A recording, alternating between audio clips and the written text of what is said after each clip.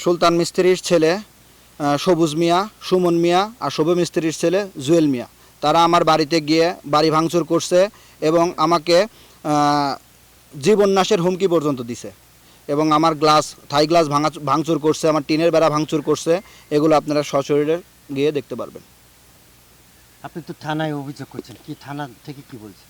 এখন আমি থানায় একটা নর্মাল অভিযোগ দিয়েছিলাম, ভেবেছিলাম তারা শুধরে যাবে, কিন্তু তারা ওই তো অভিযোগ দেওয়ার পরে পরবর্তীতে সে আমাকে বিভিন্ন জায়গায় মারার হুমকি দিছে, বিভিন্ন জায়গা দিয়ে আমাকে ধরার চেষ্টা করছে, মারামারির চেষ্টা করছে। আমি বিভিন্ন লোকের সহযোগিতায় আমি আমার জীবনটাকে সেভ করে আমি বাসায় চলে আসছি।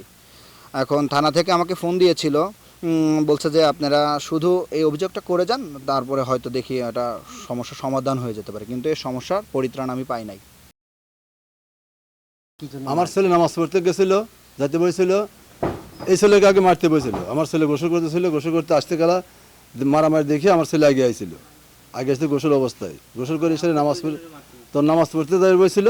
এইখানে রাস্তার এখানে ঠেকায় আমার ছেলেমেলের দেখা মারা ধরার জন্য ব্যবস্থা করছিল। এই ধরনের ছেলেপেলের মধ্যে এই গ্রামের সবাই ভালো, ওরা ওই লোকে দুটি ছেলে লোকে অনেক খারাপ, অনেক চাঁদাবাজি করে ওরা কোন দল করে? ওরা দলে কোনো নাম নাই, নামে বিএমপি করে। এরা মূলত হচ্ছে চাঁদাবাজ, নেশা ব্যবসায়ী।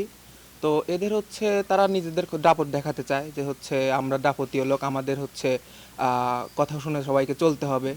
এখানে হচ্ছে জমি জমা সংক্রান্ত তারা হচ্ছে নিজেদের দখল চায়, যেটা হচ্ছে একটা জমির উপর দিয়ে সরকারি রাস্তা গেছে। এখন যেখানে হচ্ছে যার জমি গেছে সরকারি রাস্তায় মোটামুটি তার একটু অধিকার থাকে যে হচ্ছে আমার পজিশনের জায়গা, আমি ওইখানে হচ্ছে কিছু একটা করতে পারি যতদিন সরকার আসে আমাকে কিছু না বলে।